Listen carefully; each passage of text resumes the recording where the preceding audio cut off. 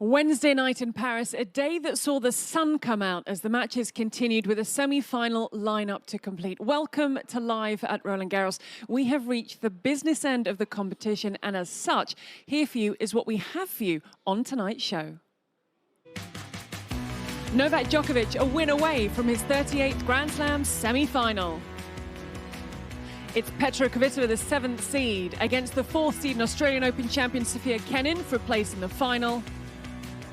And Stefanos Tsitsipas reaches his first Final Four spot in the French capital. We're with you every night from 7 o'clock. It's a pleasure to have your company. I'm delighted to say that hot from the commentary box, we're glad you made it in time. Fabrice Santoro, good evening. Good evening. Bonsoir, Gigi. Bonsoir, Fabrice. How has your day been? In and out, on court with interviews and in the commentary box for matches? And I finished with the best. Yes, you did. Of course, every night. Now, for the moment of the day, it's not from today, but because last night was such a long day, I sort of blended it into one. Now, this was something that happened in the evening last night. It involved Iga Świątek. So have a listen to what she had to say. When the interview was complete after her win, she came back to say something else.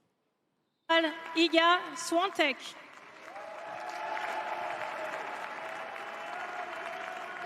Actually, You want to add something?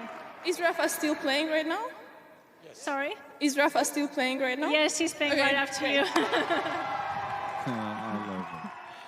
I love the fact that she came back to so ask much. her. It was great that she just walked back and just sort of said it into the microphone and asked the question to the crowd. Yes, but can you imagine she's 19. So when Rafa won his first Roland-Garros, she was 4 years old. Yeah. And she grew up with Rafa. So being at the end of the tournament with him is something very special. So she wants to see Rafa, she wants the crowd to see Rafa, and she wants to enjoy every minute. Yeah, absolutely. When the 12-time champion is on the court. On the court at the moment, we have the world number one. It's worth checking straight in with Eli, because Eli, how is the world number one? From what we've seen, he doesn't seem to be too happy or too comfortable. He's like this, like that. Hi, guys. Novak Djokovic indeed not feeling completely great on court. At least that's the signs he's showing against Pablo Carreño Busta in this remake of the US Open match they played a couple weeks ago when Novak was defaulted. Everybody remembers that. Novak is sporting a taped neck, so probably a heat tape due to stiffness in the neck. And he also keeps on going to his left elbow and pinching his left elbow very hard. He did it already in practice earlier this afternoon, where he was treated on the elbow and the neck. And then here, since the beginning of the match, every time he sits down, he actually is treating himself like going acupunctural points, pinching the elbow in certain points, closing his eyes at the same time, and also stretching his arm a lot. Every time he has a chance, shaking his arms, wiggling his fingers. Something is not completely right, but at the same time, he's striking the ball amazingly well. So it's just a question to see if this is just going to pass, if he's going to be able to hit through this moment, or if it's going to be so much trouble that he will have to stop, which would be amazing if he retires against Pablo Carreño Busta after having been defaulted a few weeks ago against Pablo Carreño Busta. So nice weather, by the way, roof open, blue skies. It's probably like let's say 15 degrees, a very light wind, much better conditions than yesterday evening. Eli, thank you very much for now. So potentially worrying times for Novak Djokovic. I always think about the person they are playing, in this case Pablo Carreño Busta, and how difficult it is for them when they see there is something not right with their opponent.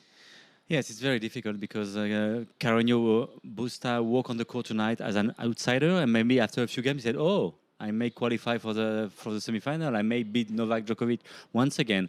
And one main point is I think Carreño Busta should play Novak Djokovic's backhand, because this is a shot where he needs the left arm. Yeah, absolutely. We're going to keep an eye on that match. I mentioned you'd come straight from the commentary box. Now, it's the match I think I highlighted as match of the day, but it wasn't as close or as long as I think a lot of us thought. Stefanos Tsitsipas against Andrei Rublev. How did you see this match play out for you in the commentary box? 2 matches in one. Until 5-4 in the first, Rublev was a better player on court. Rublev was serving for the set at this moment, and it completely missed. the game. He missed 2 forehand, 2 backhands. Tsitsipas came back to 5-all, and from this moment, Tsitsipas starts a new match with a new strategy.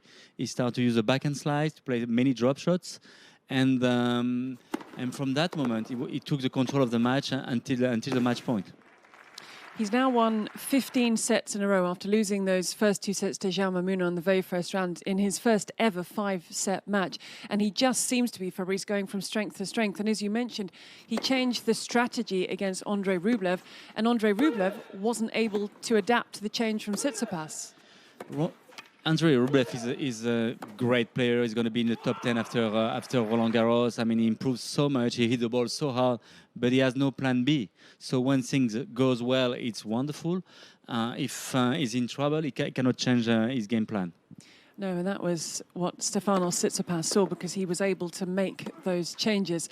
How serious a threat for you is Stefanos Tsitsipas with how he is playing? Well, it's tough to say, but he's a wonderful player. I mean, he's going to play his second semi-final in Grand Slam after Australian Open. He can play every shot. He has so many cards in his hand when he walks on the court, and he's for sure a Grand Slam winner this year or next year or in the future. He may be one day number 1 in the world, and he's such a good player to watch and such a good ambassador of the game. It was revenge for the Hamburg final. Andrei Rublev came out on top. That was, of course, best of 3 sets. But for Tsitsipas, it was his win in straight sets. So the 22-year-old through to his second Grand Slam semi-final, his first on the clay in Paris. He's going to face the winner of Novak Djokovic or Pablo Carreño Busta. But as I mentioned, 15 straight sets. He's conserving energy, which is also very important. It is very important. I mean, I remember I commentated his first match here against Munar. He started pretty bad. I mean, Munar was far behind the baseline, and Stefanos was missing a lot. And he came back in the match, and since then he's playing his best tennis. Yeah, he certainly is. And Stefanos Tsitsipas, we can hear from him now. He was speaking post-match after that win through to the semi-finals. Yeah, you could say so. I've been feeling really comfortable playing in this court, and despite not having a good start and being a breakdown, I remember what a big fighter I am, and you know, it's also about fighting and trying to find solutions in difficult moments. And I managed to put my brain into work and find solutions to these difficult tasks that I had to complete. It's exactly as you said, Fabrice. He put his brain to work and he found the solutions. And when he put the brain on, he found the solution with a drop shot and the backhand slice, and it was completely different. And Rublev didn't find the solution. Now, it's been a busy day for you because first match you were waiting to interview the winner of Petra Kvitova against Laura Siegemund. Now, Kvitova, I found interestingly after the match, said she was so nervous. She was really worried about today's match. You would not have noticed it from the way she played. Because she's a very emotional girl, very sensible. She had so many things happen in her life. She won a couple of Grand Slam in the past. She was semi-finalist in Roland-Garros in 2012, and back to this level after what happened to her in 2016 is something so big. And she's in the last 4 now. Didn't lose a set, and playing some amazing tennis. I mean, she played an almost perfect first set. I think there was 14 winners to 5 unforced errors, and she was striking the ball so cleanly. Roof on, roof off, windy, not windy, sunny, shady. She's been managing all the conditions. She got everything since the beginning of the tournament. Yeah. Win indoor, outdoor, and every time she was able to play her best. So she's clearly, I mean, I don't know if you can say the favorite, because Kenin, Kvitova, Swiatek, it's tough to know, but she may win the tournament.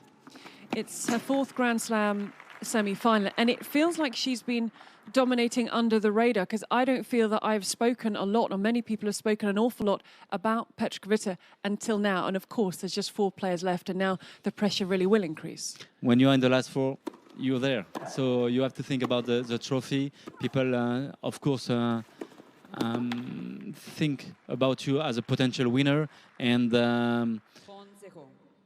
I'm so glad to see Petra Kvitova back at her best, because every time I walk on the court to interview her, she looks so happy, so emotional.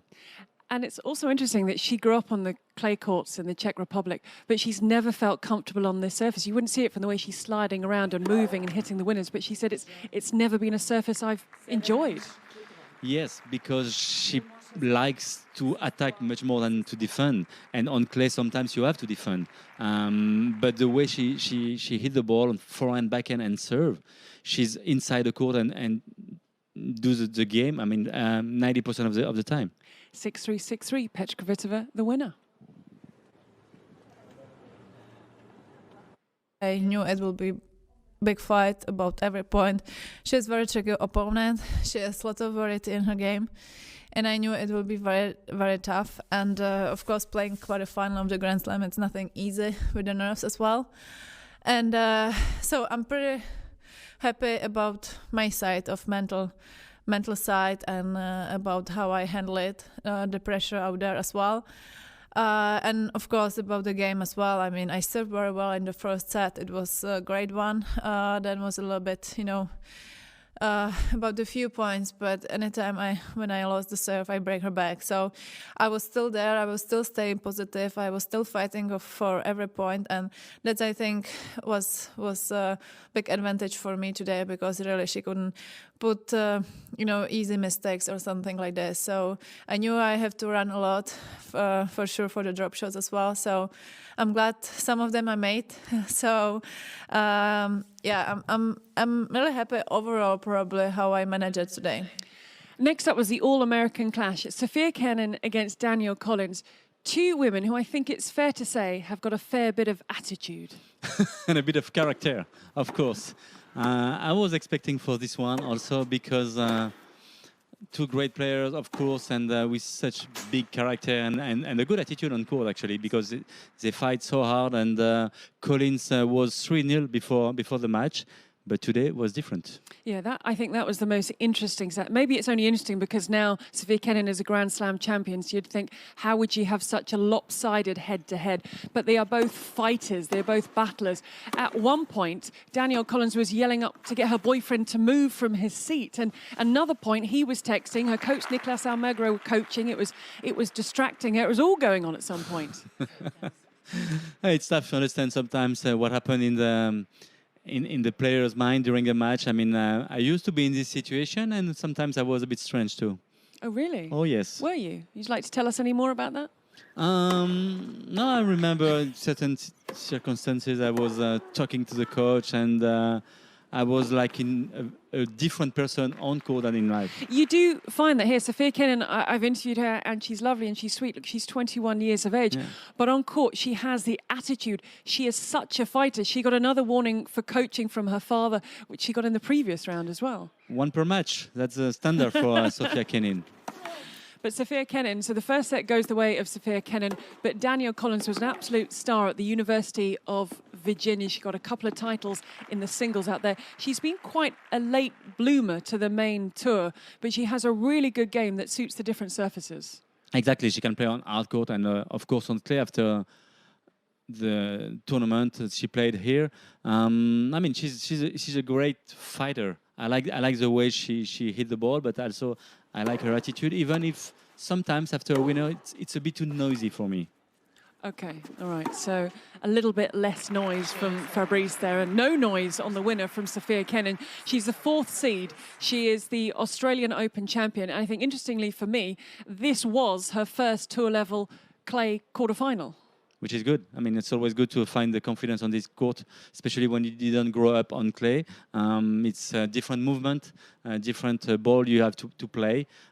She was able to do it this year. Yeah, she's shown that she has adapted to this surface. So Sofia Kenin, who's the 4th seed in the world, number 6, comes through against Danielle Collins. It did take her the 3 sets, 6-4, 4-6, 6-0. And another stat for Kenin, she is 21-0 in majors when she has won the first set. So Petra Kvitova, beware. And here was Kenin speaking post-match.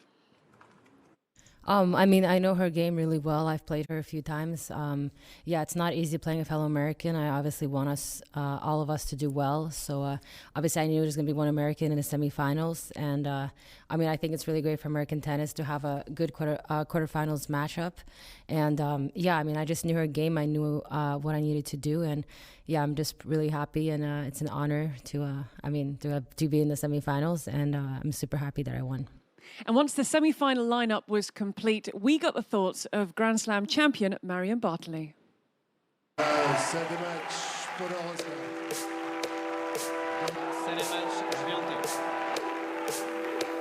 Well, of course, it's a completely unexpected semi-final. I think especially for Podoroska.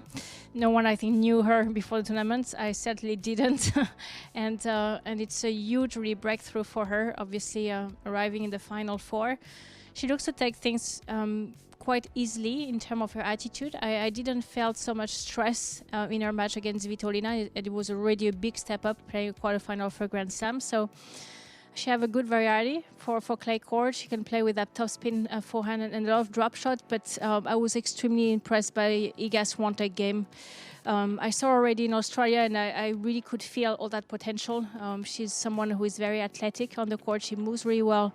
She has great shots on both sides, but especially that backhand, she can really play any angle with that shot.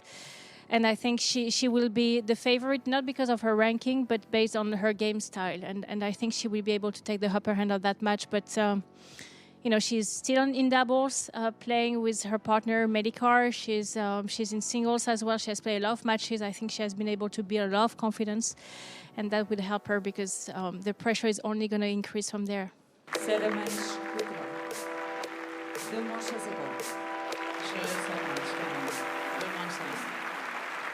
Well, first of all, it's great to see two of the top 8 seeds clashing finally in this women's draw, because I felt all the seeded players just kept on falling and falling one after the other one. So it's great to have, you know, two names that people know and they can clash against each other.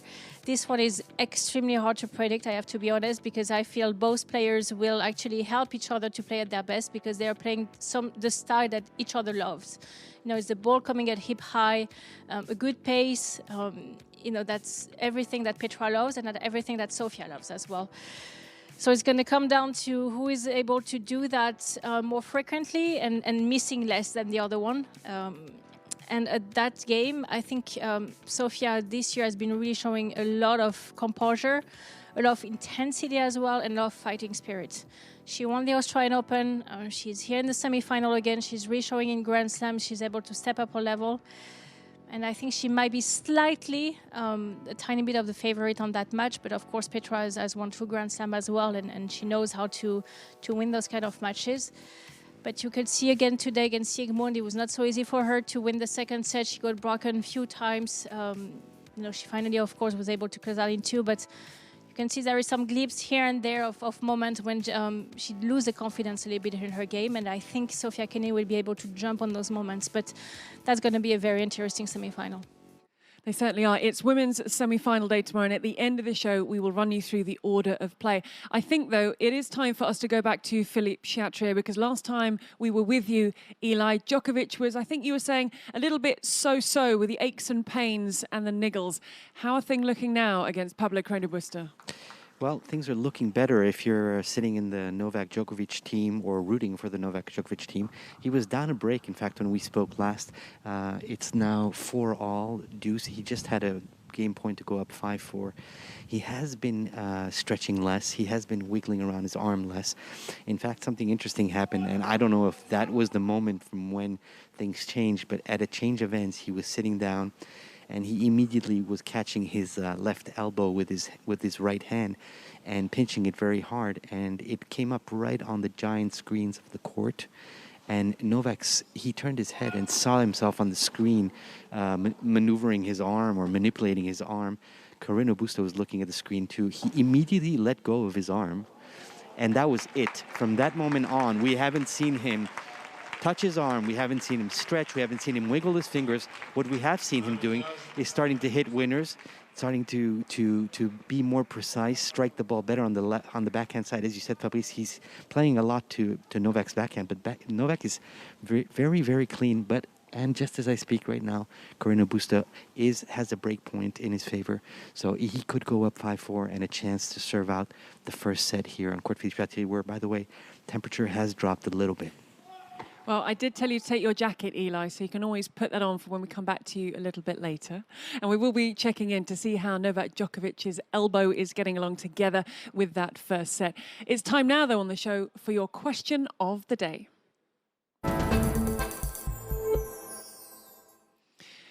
Question of the day, will a qualifier, Nadia Podoroska, win the women's title at Roland-Garros this year? Fabrice, your reasons why it might happen and why maybe it won't. Wonderful player. I like the way she plays because she can play every shot on the court. She's playing with a lot of confidence. But on my point of view, she will not win the tournament this year because I think it will be Swiatek. I'll be very happy for Swiatek or Kvitova. She's clear outsider in the last four. I don't think she will win. And people say she has nothing to lose, and in a way she doesn't. She's come through qualifying, but at the same time, should she be crowned champion on Saturday, it would be life-changing for Nadia Podoroska. Her life would never be the same again. Exactly, but already it's a big change for her regarding the prize money. When you look at her earnings during the whole career and what she won in the past 2 weeks, it's a huge change. Winning the trophy on Saturday will be awesome for her, but I don't think she will do it this year. And as we like to do with our question of the day, we get some thoughts from some of the players involved in the tournament. As we see on probably every Grand Slam in the last rounds, there is this kind of some surprise in the women's draw. Here it's nothing new probably. She's in the semi-final. She has to play great. I mean, otherwise she's not there. She beat Jelena yesterday, so I mean, she really has the space there, and she's really deserving it. So definitely she's playing great, and maybe the qualification helped her to have those 3 matches for sure. Argentinians likes to play on the clay for sure, so that suits her definitely. And I think mentally she's just there for sure. I mean, she has a confidence of her game, and she is really using it. So I mean, of course it's surprise, I think, for people of outside, but when you see her playing against those players and everything, I mean, definitely she had a great one yesterday, which I saw a little bit of it, and definitely she deserves it. I think it's really great. I feel like she's playing really well. She's a great player. She's having a lot of confidence, and I think it's really great for her. I think it's awesome. So I wish when I was playing in the qualifying of slams, I would be getting to the semifinals. But she's having a really good run, a really great groove, and I wish her the best of luck. I imagine her team will be very important. She seems very grounded, but to keep her grounded, to keep her away from the papers, from the social media that we've talked about, that are suddenly all talking about her. It's very difficult when you go from almost nothing to everything. It's a big change in a couple of days. So she's going to learn a lot. She won many matches. She got confidence, and she's going to learn a lot about outside things. It's incredible. She hadn't won back-to-back matches before, ever, on the WTA Tour, and now she's on a string of 8 successive wins. That's sport. Something it happens. She probably worked hard during the lockdown, and there's a couple of players we didn't see much before the lockdown, and they start playing unbelievable tennis. Right. Let's see how the voting has gone. You have been voting last night, throughout today. And the answer is no. 60% have said no. Nadia Podoroska, our qualifier, will not win Roland-Garros. We assume, Fabrice, you were going yes before you arrived today. So the score is now 8-3. The score is now 8-3. Well, we just thought you were going yes. Every time it's like, for me, it's a +1, -2, huh? A little bit like that. Yeah, okay. I was going to say there's still time. Maybe just enough. Yeah. Congratulations, Daniela. You're ahead in that head-to-head. Now, with Nadia Podoroska having been the focus of our question of the day, we thought you would like to get to know a little bit more about the 23-year-old from Rosario in Argentina.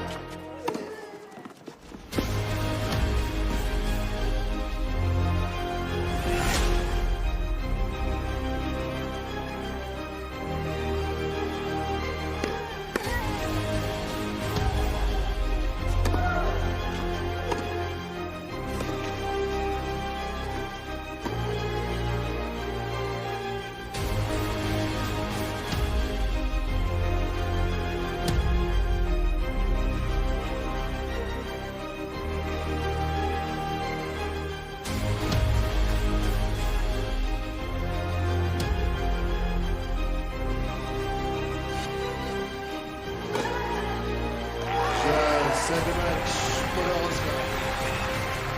2 manches à 0. 6-2, 6-4.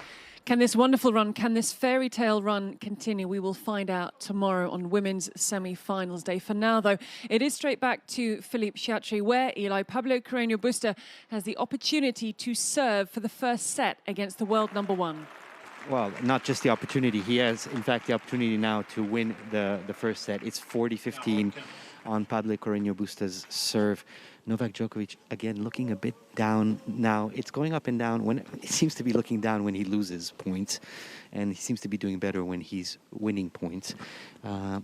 I don't know if he's gonna. I don't know what's gonna happen if he ends up losing this set.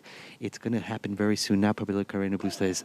The point is on the. And here comes. That's it. It's done. Pablo Carreño Busta is up 6-4 against world number 1 Novak Djokovic, who seems to be not himself. What is very strange is if has such a problem, why hasn't he called a physio on court? Why has there been no medical timeout? Nothing. It's very strange. It seems as though maybe it's a problem that can't be solved, and he knows it, and he's taking the risk to try and do something. But now, I mean, he's going to have to work a little bit more if he wants to come through. 1-0, Pablo Carreño Busta, PCB. And just to finish on Pablo Carreño Busta, if he is to go through to the semifinal, it would be his 3rd Grand Slam career semifinal. And for those of you who think that Pablo Carreño Busta is an exclusive clay court player, both previous semifinals were on a hard court. So it would be the first time semifinal at a Grand Slam on clay at Roland-Garros. Thank you, Eli. And Fabrice, if Djokovic isn't feeling right, we don't know exactly what the problem is. This is the last thing he will have wanted. Yes, it's terrible for Novak. I mean, after what happened in New York against Pablo Carreño Busta, he's down a set now. He just lost the first set of the tournament. And, I mean, it's a tough situation. I don't know if he's going to keep playing, keep fighting, or pull out in the next few games. And we talked about how difficult it can be as the opponent if you're playing someone who's not right. Then fair play to Pablo Carreño Busta, because he's played his game, he managed to get the break, and then he managed to serve it out. Pablo Carreño Busta is a wonderful player. I mean, wonderful on hard court, and he may play his first semi-final in Roland-Garros. He's very aggressive. He's not playing the top spin ball like most of the Spanish players. He's hitting very flat, and he puts a lot of pressure on Novak. So it's going to be a big battle. We are hearing now, though, that the physio has come out onto Philippe Chatrier and massaging the area that Novak Djokovic himself was massaging earlier. Yeah, it was like, I think at 3-2 in the first set, he was punching his left arm, and now he's going to leave the court, or no, he's going to keep playing. I don't know what the physio told him. Could it have been a case that there isn't anything he can do? Maybe it's a nerve problem, something like that, and that the physio wouldn't be able to help with? Well, I think Novak Djokovic had a neck problem already in New York. It looks like it's the same today, and also the left arm. So if you can't turn your head and you can't play backhand, it becomes difficult. That is problematic. Now, a short while ago, we learned a little bit more about Nadia Podoroska. You already know so much about world number 1 Novak Djokovic, but we had the opportunity to talk to him at the start of the tournament, and he gave us his thoughts on Roland-Garros 2020. Always enjoyed a lot of support and a lot of respect from French crowd here.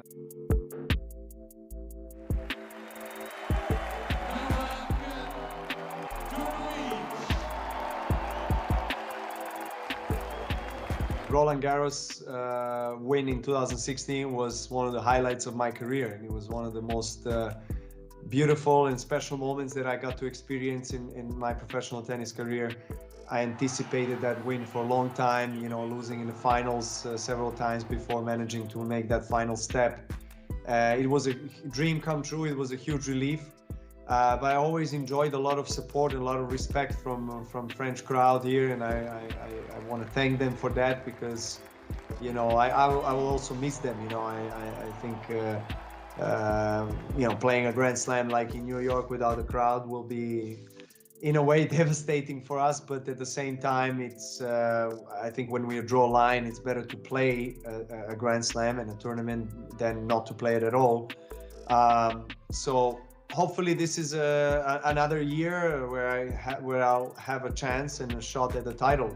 That's why I'm here. It's what I've been working for, and hopefully I can have a very successful tournament. But to get through to the semi-finals, he's going to have to come from a set down against Pablo Busta. That match continues on Philippe Chatrier. And let's now check out the order of play for tomorrow.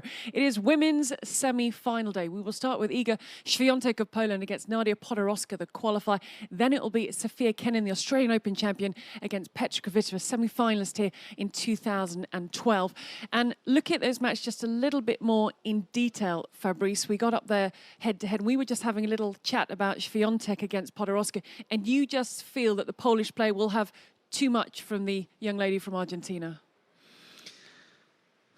It's tough to say. I think, it's going to be a very exciting match, something nobody can expect before the tournament.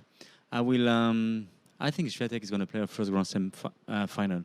Sofia Kenin against Petra Kvitova, the feistiness of Sofia Kenin, the calmness of Petra Kvitova. Now, it's the third meeting between the two. More experience at this level, Petra Kvitova, but then again, Kenin, she's 21 and she's already a Grand Slam champion. Yes, you're right. Kvitova won 2 Grand Slam, Kenin 1, and I think Kvitova will win this one. Okay, so you're going for a Świątek-Kvitova final. What about you? I'm going to go for the fairy tale of Podoroska against Kvitova. We'll agree at some point, I think. Yeah. Now, do you have an early night tonight, or is there more work? Because you were here until about 1... 2 in the morning, 1:32. Oh, okay, that was late. So do you have an early finish after this, or is it back to work? Yes, just one soup tonight and I go to bed. Soup and bed. Sounds like a lovely Wednesday night. Fabrice, thank you for being here. Thank you very much, Gigi. You've been watching live at Roland-Garros. Don't forget, we're with you nightly from 7. The Djokovic match continues, so follow it on the Roland-Garros website, app, and of course, Radio Roland-Garros will have commentary until the very end. But thank you once again for your company, and until tomorrow. A bientôt. Thank you. À demain.